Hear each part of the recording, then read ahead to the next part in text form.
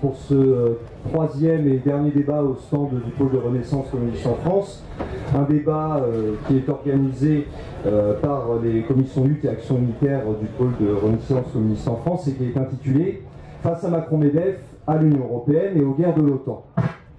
Alors par rapport à ce débat, je vais d'abord vous présenter la liste des intervenants, sachant que nous donnerons aussi quelques précisions au sujet de deux intervenants.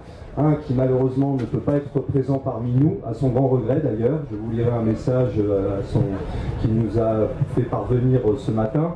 Et d'autre part, nous espérons aussi la présence de Laurent Brun, qui normalement doit intervenir. Nous espérons qu'il pourra être là, mais qui a été également convié sur la grande scène à partir de... Alors, en attendant, concernant les invités qui sont présents, je vous remercie donc d'applaudir à gauche, à ma gauche en tout cas, à l'extrémité de la table, Patrice Aimé, porte-parole du MS 21,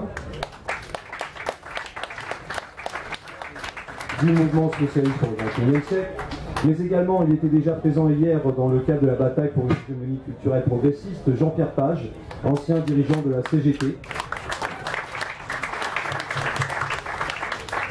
et qui, je le rappelle pour celles et ceux qui ne pouvaient être présents hier, est également l'auteur du livre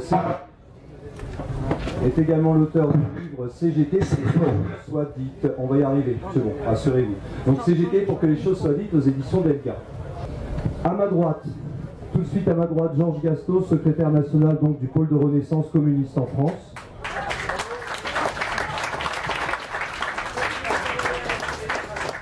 Et à côté de Georges, Benoît Foucambert, syndicaliste enseignant, dirigeant du Front syndical de classe.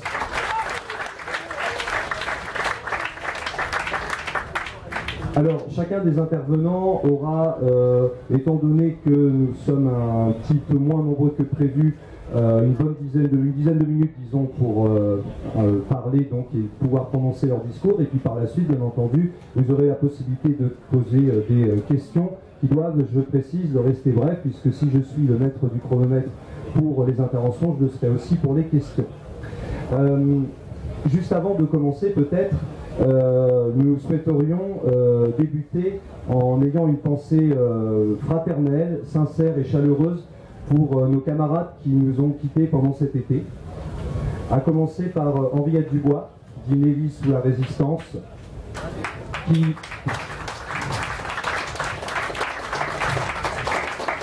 était une ancienne agente de liaison FTPF, franc-tireur partisan, de la zone sud, et qui était elle aussi membre du comité de parrainage du PRCF. En plus d'Henriette Dubois, nous pouvons rendre hommage aussi à Arsène Chakarian,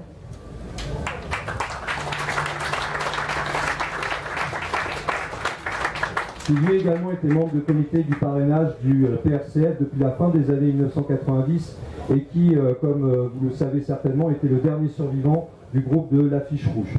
Et je profite aussi pour l'occasion pour avoir une pensée chaleureuse et fraternelle pour notre président d'honneur et camarade Léon Landini, qui,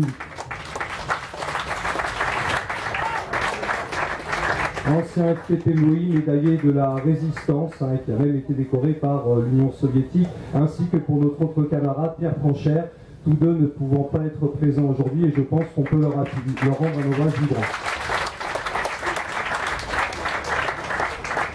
Il est difficile de ne pas terminer cette liste d'hommages en ayant une pensée envers Bernard Parquet, notre camarade de l'Art 94.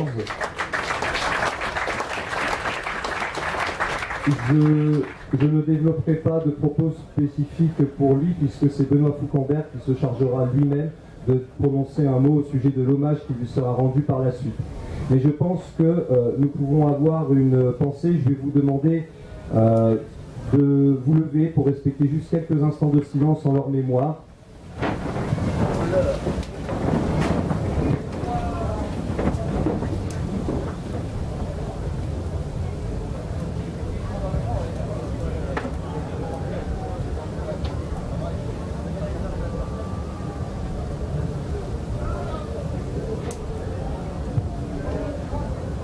vous remercie.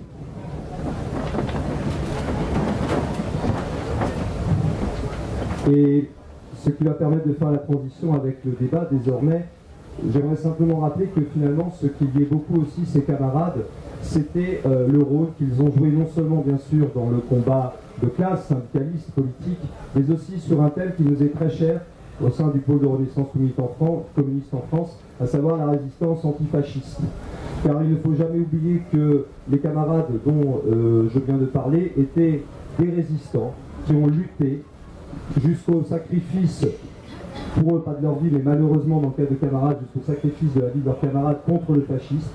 J'aimerais d'ailleurs à ce sujet rappeler que la lutte antifasciste est toujours d'actualité. Et simplement vous indiquer également que nous ne pouvons que nous réjouir de la condamnation des assassins qui ont tué Clément Méric il y a désormais 5 ans.